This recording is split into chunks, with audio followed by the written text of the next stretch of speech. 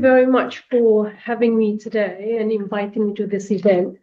So it is a great honor for me to be here and to deliver this lecture, Kenneth Cragg's lecture, Bishop Kenneth Cragg's lecture.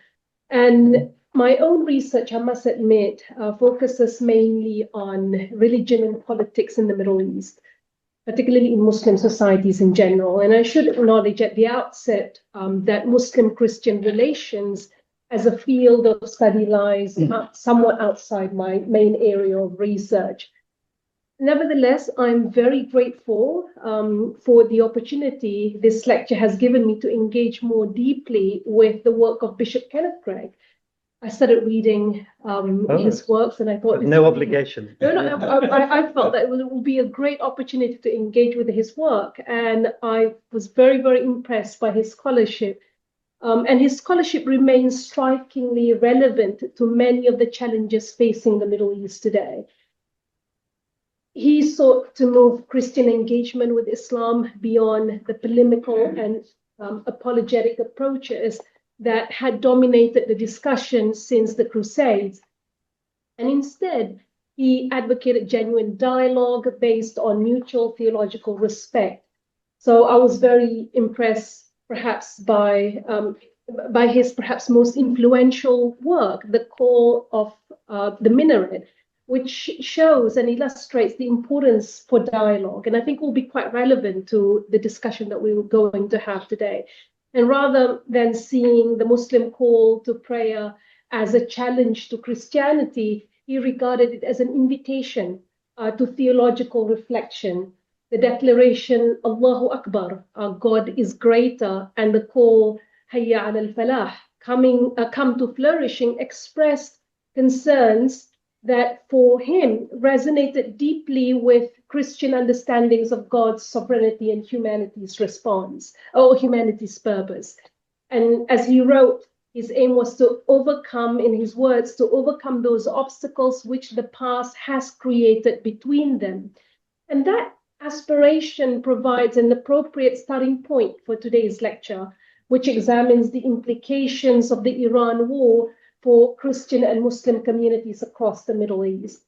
So the war against Iran, or the Iran-US-Israel war, has been widely criticized as a violation of international law, particularly the United Nations Charter's prohibition on the use of force against another state. It has caused widespread civilian suffering, including loss of life, displacement, and severe damage to essential infrastructure. And this war has also increased regional instability, worsened humanitarian crises, and heightened the risk of further escalation across the region. So the closure of airspace, interruptions to travel and trade, and broader security concerns already have disrupted daily life, restricted economic activity, and intensified the difficulties already facing communities throughout the region. So it is important to note that this war is part of the wider instability that has characterized the region over the past 3 years. It is not an isolated event, but another chapter in a longer period of uncertainty and disruption.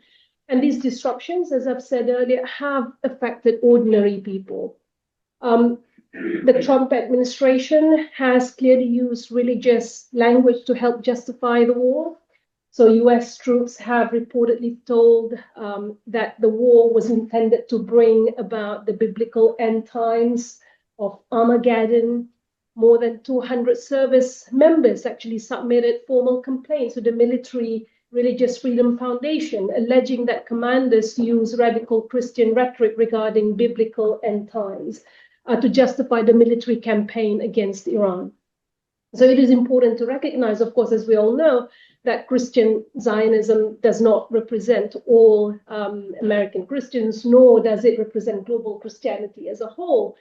So the Vatican, for example, warned that the conflict represented a dangerous escalation and repeatedly called for an immediate ceasefire, renewed diplomatic efforts, and humanitarian assistance to affected civilians. The Pope urged world leaders to act with responsibility and reason and appeal for diplomacy to silence the weapons before the violence descended into what he described as an irreparable abyss. We also saw how President Trump responded to the Pope, posting an image of himself depicted as Jesus, although he did come out later and said that was not meant to be, he wasn't meant to be Jesus. I believe he said he depicted him as a doctor. Yeah, so again, so what I can say is that against this backdrop, pressure on Muslim and Christian communities has increased. So in some Arab countries, certain Islamic political movements have at various times adopted negative attitudes towards Arab Christians, portraying them as an internal enemy. And although such attitudes have fluctuated in response to political and socio-economic circumstances across the region, the current war has heightened concerns within Christian communities that a wider regional conflict could lead to further displacement and increased sectarian tensions. So in some cases, however, these pressures have also generated greater solidarity under extreme difficult circumstances. In Palestine, the genocide has affected both Muslim and Christian communities. In Gaza's Christian community, one of the oldest in the world, and tracing its origins to the first century, has been devastated. So before October the 7th, approximately more than 1,000 Christians lived in Gaza. By mid-2025, fewer than 500 remained, and around 54 deaths, and has been confirmed, while approximately 300 people managed to leave through the Rafah crossing into Egypt while it remained open. And only 3 churches continue to operate in Gaza, in the Gaza Strip. So the Christian population in the West Bank, estimated around 47,000 to 50,000 people, also face a different but related form of pressure through secular violence and military operations.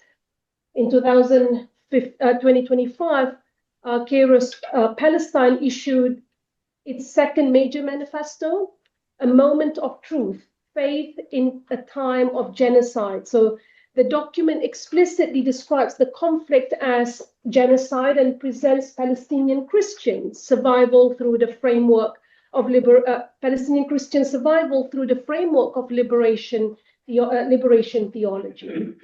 So it represents a significant theological and political intervention, portraying Christians not as passive victims, but as active advocates of a resistance theology directed both against Israeli state violence and against what they regard as the complicity of Western Christianity. I've been teaching from 11:30 until 5 today, so but I've had coffee, so I should be fine. So the situation, if you're looking at Christians in Palestine, is very different from the situation in Lebanon, where national unity and the confessional system are being tested by the war, particularly the war with Iran, and more importantly, by Hezbollah's participation in the conflict. So this places Maronite political culture in sharp contrast to Palestinian liberation theology, as reflected in the document that I've mentioned earlier. While many Palestinian Christians increasingly interpret their situation through a theology of resistance and identifies Israeli violence as the primary threat, much of the Maronite political establishment views Hezbollah's armed autonomy as a principal existential danger, even when Israeli attacks have damaged Maronite churches. So many Maronites present their opposition to Hezbollah not as support for Israel, but as a strategy for communal survival. And they argue that the long-term security of the Maronite community as a minority depends on maintaining Western diplomatic support and keeping Lebanon outside Iran's axis of resistance. Although we are discussing a contemporary crisis, it is important to recognize the enduring influence of history. The Middle East is a region where history is never simply confined to the past. Historical injustices, broken promises, collective memories, and unresolved traumas continue to shape contemporary politics and relations between communities. Colonial legacies, experiences of marginalization, and competing historical narratives repeatedly re-emerge in present-day debates as well. In many respects, the living remain in continual conversation with the past. We had the Antonius lecture last week, where the speaker came and talked about the region and how the region, there are ghosts in the region, and how these ghosts remain to haunt, continue to haunt the present. And I think it is important to take that into consideration when we're talking about communal relations in the region as well. This is especially true when examining relations between Muslim and Christian communities across the Middle East and North Africa, and efforts to build more inclusive and pluralistic futures are often complicated by memories of conflict, by discrimination, displacement, and violence. And historical wounds remain powerful political resources, frequently invoked by states, political movements, as well as communities. And Bishop Cragg paid close attention to the ways in which Western Christian interventions, including the Crusades, colonial era missionary activity, complicated Arab Christian identity. And he talked about it extensively in his another book that he published later. I really enjoyed engaging with his work, by the way. And I think it's fantastic. It's a great source for teaching as well. And rather than serving as liberators, Western Christian powers, according to him, often generated suspicion towards Arab Christians by associating them with foreign interests.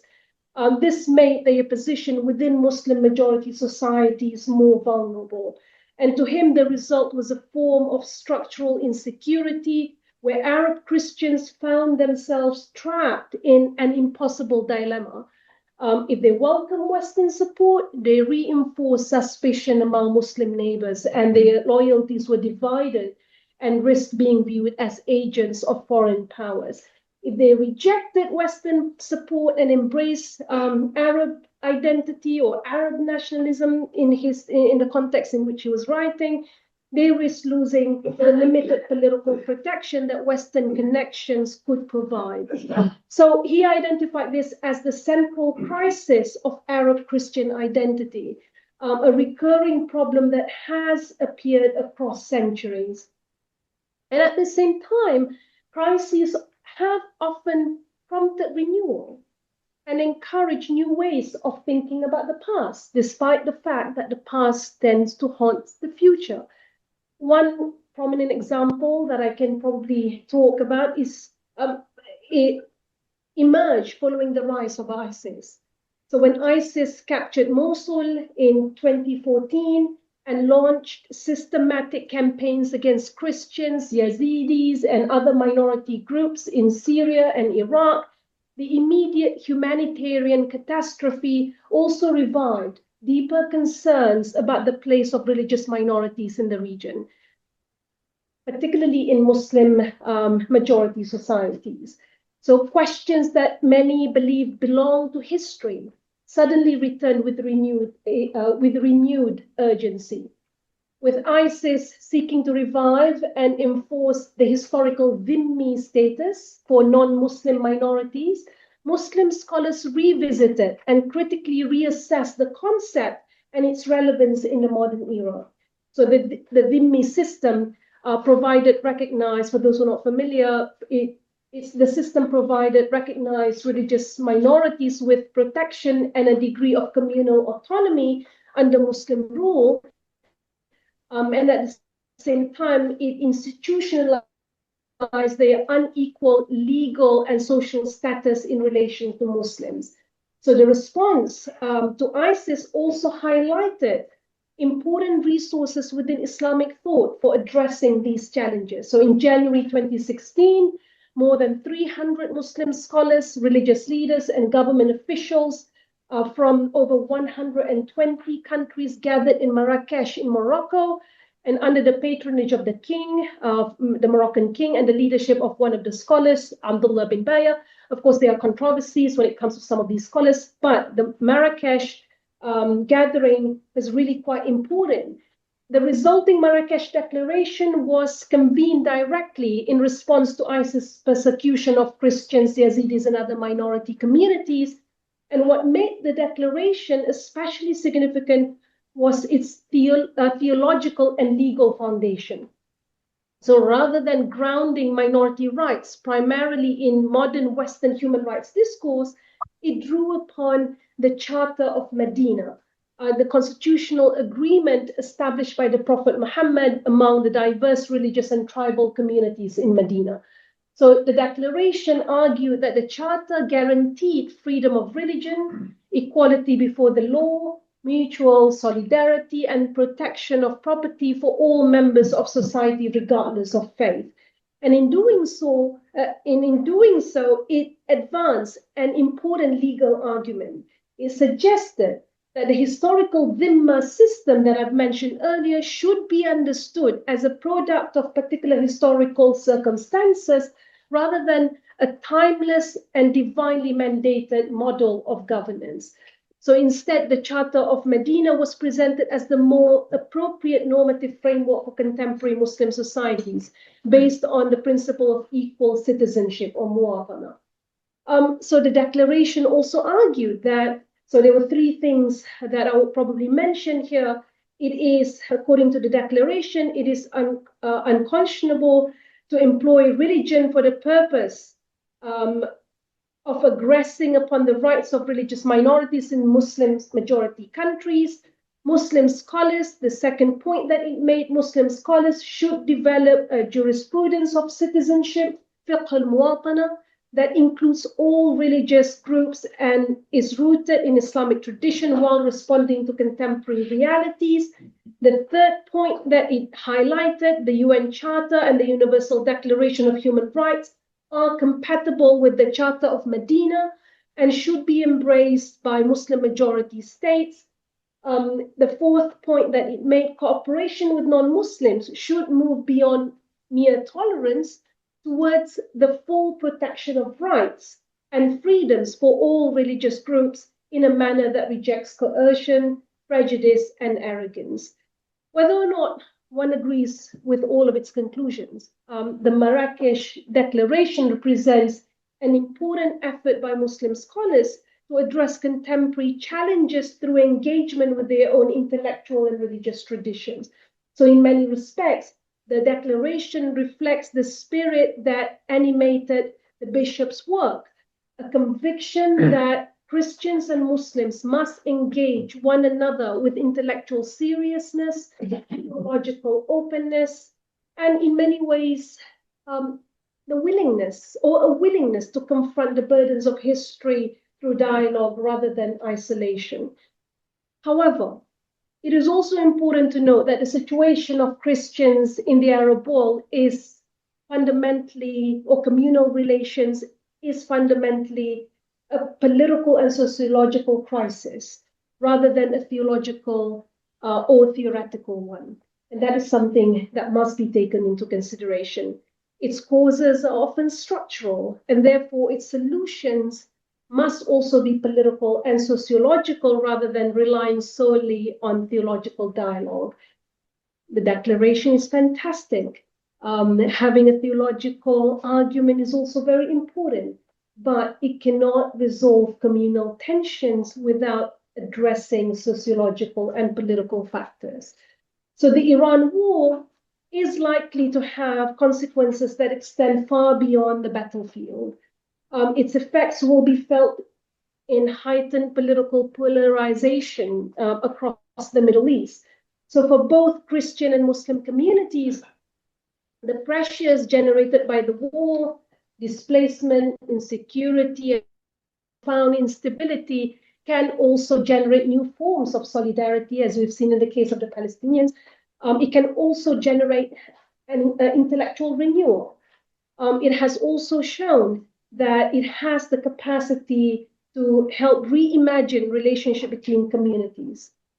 Thank you very much. Thank you. Thank you. Thank you very much. And thank you very much, Professor Ismail, because in a sense, we haven't spoken before, but I think we complement each other quite well. So our title of our exchange today is Living with Conflict, Muslim and Christian Communities in the Contemporary Middle East. I shall speak on the context and the current situation of Christianity in the Middle East today. I shall offer some reflections on the future.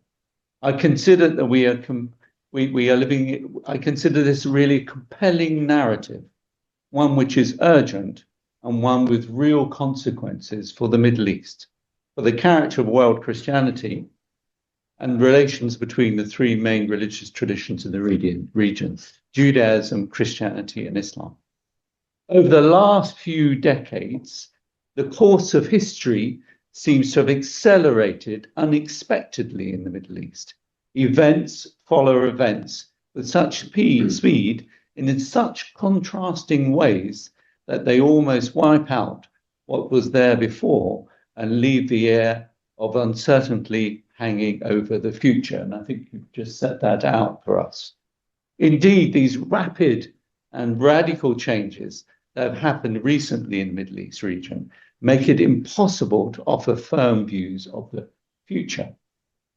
That said, some contours are discernible and challenges can be described. Indeed, Antoine Odo, who's the Jesuit bishop in Aleppo in Syria, opined, if we want to reflect on the future of Christians in the Middle East, and that's primarily my focus this evening, we cannot ignore the strategic, economic, religious interests that encompass the entire region, both regionally and internationally. We've already spoke and reflected upon the modern papacy in relationship to this, and I'd like to echo our title, Living with Conflict, echoed Pope Francis' remark during a visit to an Italian military cemetery in Slovenia, Italy's largest military cemetery commemorating the centenary of the First World War. And there are 100,000 Italian soldiers who are buried. He says, even today, after the second failure of another world war, perhaps one can speak of a third world war. One fought piecemeal, with crimes, massacres, and destruction. To describe the fragmentation of global conflicts, his language was trying to grasp not a single major world conflict, i.e. World War I or World War II, but a variety of waves of civil wars, internal wars, local wars, external wars between states, were becoming interconnected, creating global instability. And I think we've all become very aware of that. And we're becoming instability and a global conflict, i.e. a language which better conveys what the Pope actually describing, but used the phrase Third World War to describe it. In fact, Pope Francis' description of what he means is more accurate than the language he used to convey it. The idea of the First and Second and now a Third World War conveys the conventional understanding of a global conflict between states and their allies, which arguably is not what is happening. As the Pope said, a third war fought piecemeal with crimes, massacres, and destruction. On the 27th of November 2025 in Turkey, on a 3-day visit to Lebanon and Turkey, I think Pope Leo lamented that the world was seeing an unusual number of bloody conflicts during his first trip outside Italy. And he warned that a third world war was being fought piecemeal, echoing Pope Francis, with humanity's future at risk. In his first speech given overseas since his election in May 2025 to lead 1.4 billion Catholics with the Catholic Church, Leo, the first US Pope, Pope from the United States, said, ambitions, choices that trample on justice and peace were destabilizing the world. I think that describes the context in which we are reflecting on what's been happening in the Middle East. I wanted to mention just briefly the modern papacy, because the modern papacy has been quite active and engaged with the Middle East. We think of Pope Francis, who went to the Gulf region, and the declaration Fratelli Tutti, between the declaration with the head of the Al-Azhar in the Gulf region. And we know the Gulf region has become quite extraordinarily in the last 30 years a place where large numbers of Christians live within Muslim societies, but also not just with Muslims, but also large numbers of Hindus. So the question of plurality within the context of the Gulf region is becoming an important issue. Someone reflected recently that there are over 10 million Indians in the Gulf region or within the Middle East, equal the same number of Jews within the modern state of Israel. So you get a sense that there's real changes and new context. Anyway, so Christians, and also Pope Francis met Ayatollah Sistani in Iraq. These are unprecedented engagements. So Christians often consider that they are subjected to history rather than those who can change or alter powers. However, some of the questions I want to address this evening are: what are the consequences of the decline and weakening, some say the death, of Christians in the Middle East? What does it mean for the society there? Because Christians have been there for a long time. The removal of a distinct religious community from the place where it was born and its landscape has consequences, not just for Christianity, but for the societies in which they exist, and also culture. Also, I'd like to reflect what the consequences are for global Christianity, the loss of its heartland. Also, there are global issues, such as where do Christians in the Middle East relate to phenomena such as Christian Zionism, which has increasingly become a global movement, particularly within the wider evangelical and Protestant communities around the world. You talk about Asia, but it's becoming a really important issue. How do Christians respond to Jewish-Muslim relations? Jews and Muslims have a long, dynamic, intimate relationship with each other from the very beginning or emergence of Islam. And where do Christians position themselves, particularly in places like Jerusalem? How do Christians respond to Sunni and Shia relations? There's been a very difficult encounter between these two traditions of Islam over the last, I suppose, last 20, 30 years. And we very much understand the Allied intervention in Iraq has reordered relations between Sunnis and Shias. Also, what has also been happening is Christians in the Middle East have formed a huge diaspora. Over half of all Christians today live outside of the region. So what role do they have in projecting back into the region around these contemporary conflicts? The question of Jerusalem, really, really important. It's the place uniquely where the three religious traditions share a sacred space. But as we know, Jews and Muslims share a sacred space together. Christians, on the whole, share only sacred spaces with themselves. So the character of religious sharing, maybe I can get back to that. And we've reflected also about the increasing pressure on Christianity in the Holy Land. We should note, any of you who are familiar, and most Christians are at some level, with the sayings of the Desert Fathers, they emerged from Gaza. Gaza is not just the home of the large, oldest Christian church, but some of the most ancient and very important Christian documents, such as the Church Fathers. So I wanted to give a bit of historical context, because the position of Christians in the Middle East is different from the position of Jews or Muslims within the Middle East. And I think we need to be quite conscious of that. So Christian presence across the Middle East and West Asia, West Asia regions is facing a variety of significant challenges, which are increasingly considered existential. Okay. The loss of Christianity from the region is just not have a consequence on the region itself, but also on the character of global Christianity. In terms of history, the current situation might be considered similar to that faced by Eastern Christianity as a consequence of the geopolitical changes which brought about in the late period of the Ottoman rule during the First World War. Many Christians consider in the Middle East today their instability has grown on the subsequent instability that modern history has dealt with it. I just wanted to think about that. We think about the First World War, the Armenian genocide, Syriac Safo, the displacement of the entire Eastern Orthodox population from modern Turkey in the 1920s, and the creation of the modern states of Greece and Turkey. I think that was the first time we had entire populations, both Muslims and Christians, exchange with each other around religious identity in the 1930s. And I think that was an important marker, I think, in our modern history.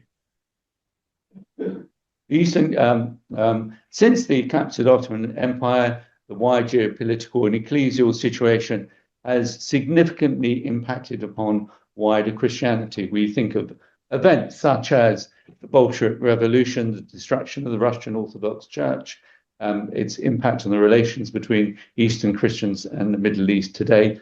We could even say, increasingly, the war between Eastern Christians in Ukraine and Russia really does echo in the Middle East, because many of the Middle Eastern Christians who are of Eastern Christian denomination reflect on the internecine destruction of these two religious communities, and often religion is part of it, has an impact upon themselves.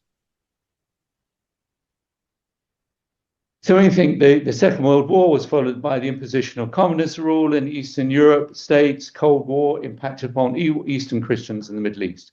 Regional conflict across the Middle East region also impacted upon Christians. From the Arab-Israel conflict to the post-war era conflict in Iraq and Syria, it's thought that possibly 60% of all Christians were displaced in the 1948 war between I suppose Israel and the Arab world, which really had quite an impact upon them. It's thought approximately 40,000 Christians lived within Jerusalem in 1948. Today, it's under 5,000. If they had remained as 40,000, today we'd be looking at a demographic strength of well over 100,000. Hence, the configuration of the city would be different. I think we need to place some of the impact of the changes which we are seeing today and their consequences have deep history. But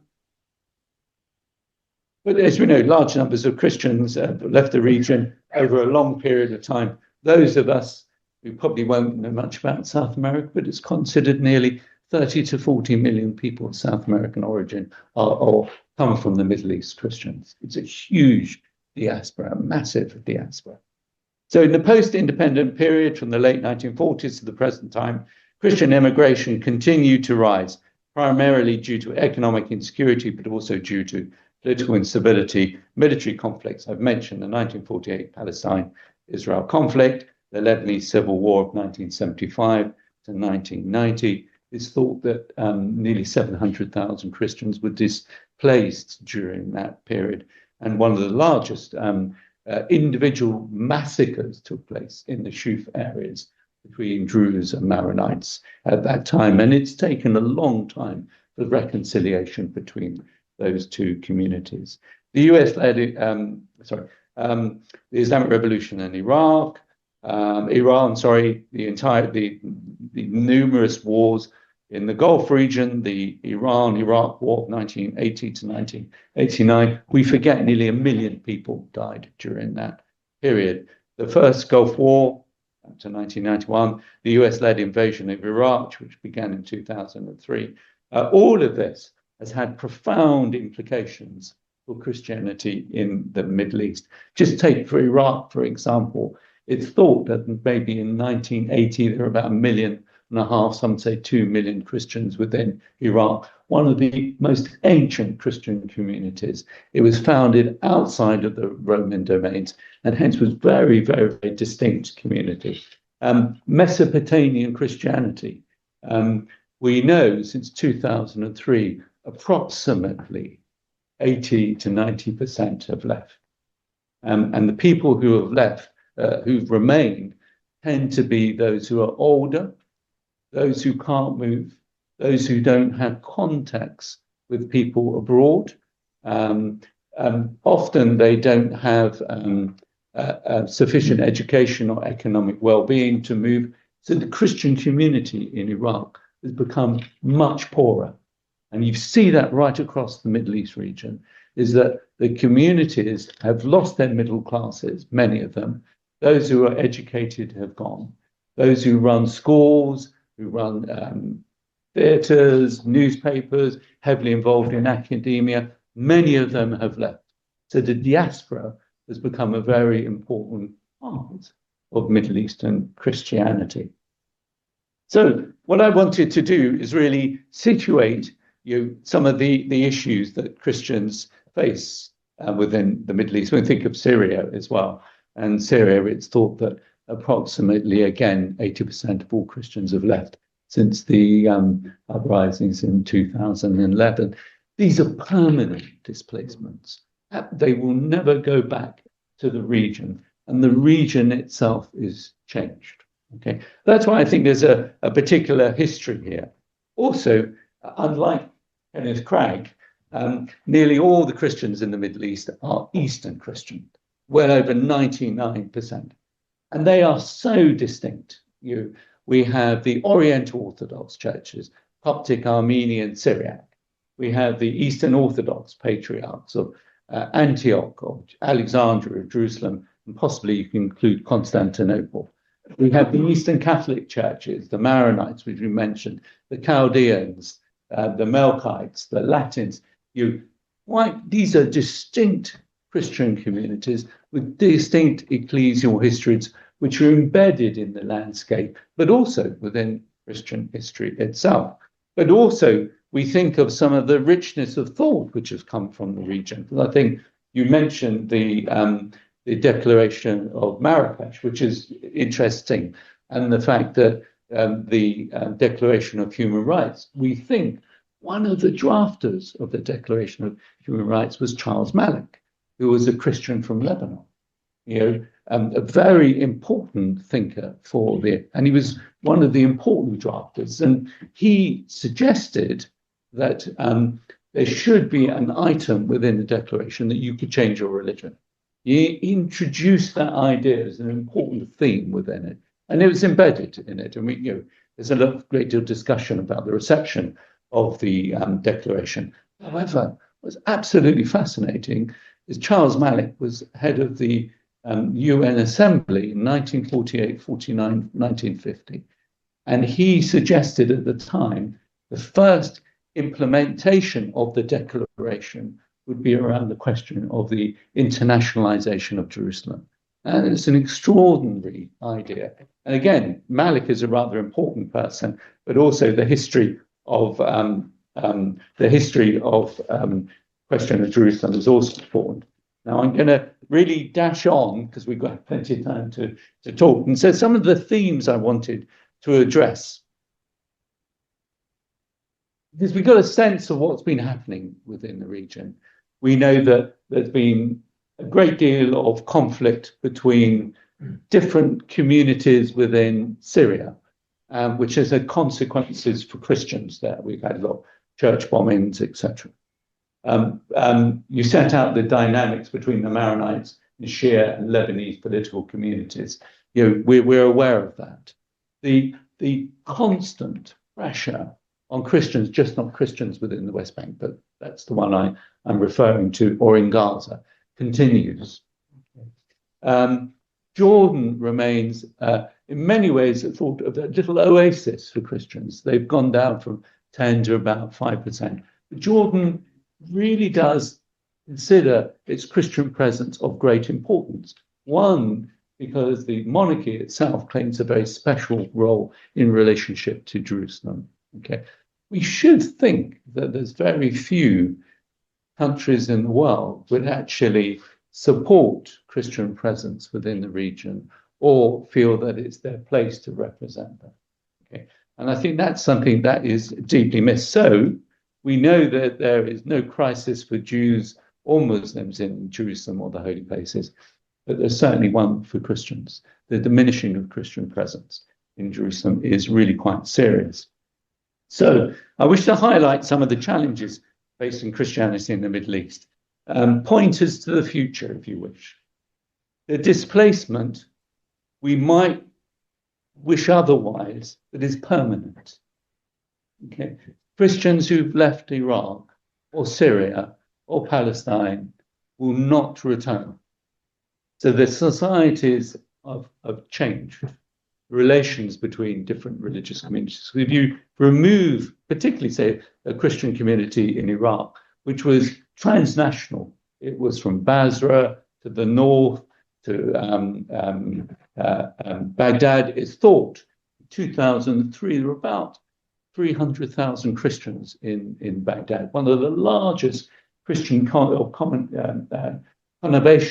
conurbations of Christians within the region. They are thousands now. Okay, they've all left. Okay, so displacement is permanent, and I think we need to give some real thought to what that means. You know, not just the communities that are left, but what is the consequence of this absence? And Professor Ismail spoke about the renewal of Islamic thought around these questions are important, I think.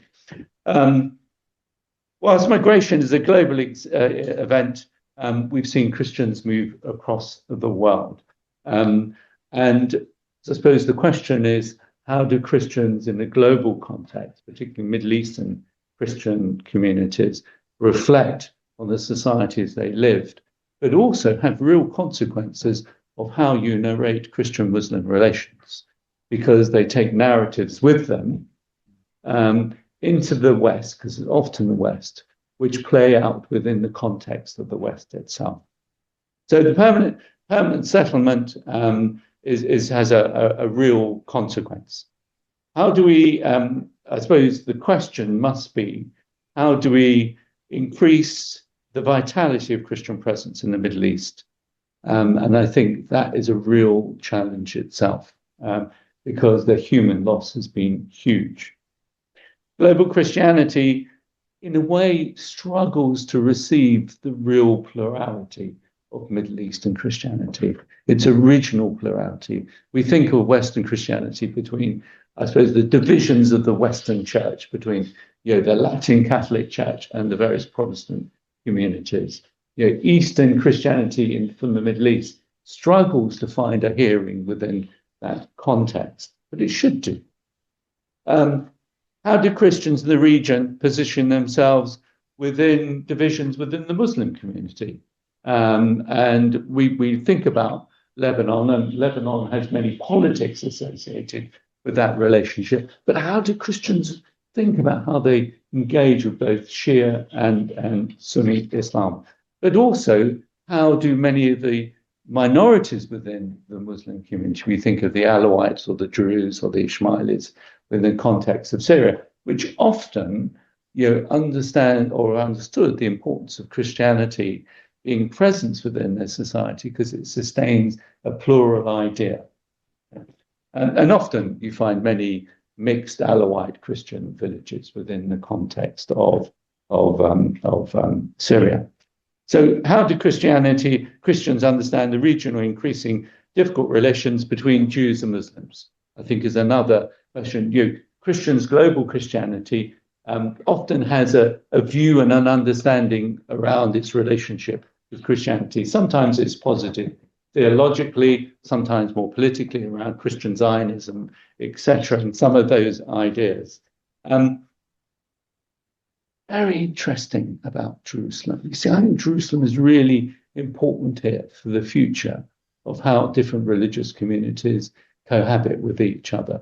Christianity, as I said, Jews and Muslims share holy places together. Christians share don't share holy places with anyone else, with themselves, apart from a few which are not important in that sense. But what Christians have done, and often not really thought through by outside observers, Christians have been able to develop an idea of how to share holy places, territorial sovereignty around moments in time. So you have it at 10, you have it at 11, you have it at 12. And it's an extraordinary creative way to be able to share the sovereignty, territorial sovereignty of a holy place. And I think, so Christian ideas, we talked about Charles Malik. So questions of relations between Jews and Muslims, I think, is something that Christians need to reflect on a little bit more, because as we know, Christians and Muslims represent, I think, is it nearly 2/3 of humanity if they collect them all together? So what Christians and Muslims think about each other and say about each other has real global significance. And hence, I think the Middle East and the relations between Christians and Muslims, but also the question of religion in the public domain, if you wish, are important. So hence I meant Charles Malik and his idea about Jerusalem and the Declaration of Human Rights, how you embed that in a shared landscape, really quite important. What do Middle Eastern Christians do with global phenomena like Christian Zionism? It's a really tricky one, very tricky, because they have no place in it.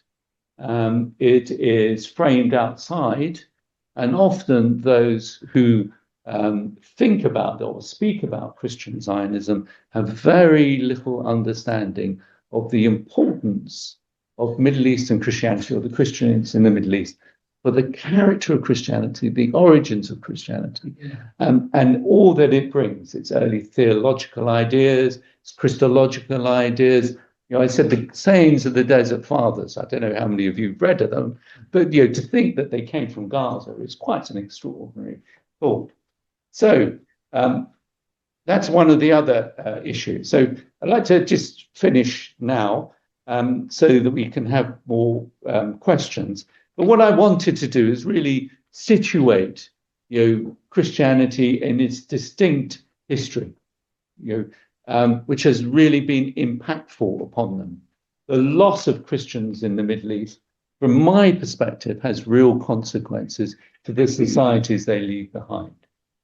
Because this is the question: are they minorities, or are they communities which are not just indigenous to the region, but give character, original character to the region itself? And so many Christians within the Middle East reject the idea of being a minority, but see themselves as part of the historical, but also they want to be the contemporary landscape of the region. But so Christianity has come under many different pressures. Many of these conflicts have happened. They have no control over them whatsoever. They're not actors. They have very little agency, but often they try to position themselves in ways that they can make their presence felt. However, it's a diminishing presence. And I think anyone who's caring for the Middle East region or relations between Jews, Christians, and Muslims should be very cognizant that if Christians all leave, which they have increasingly been doing, it has consequences for the region. But I think for those who are of a Christian denomination should be far more mindful of the lost Christians and the impact it has upon the character of Christianity, its origins, and the global church. So, thank you. Thank you.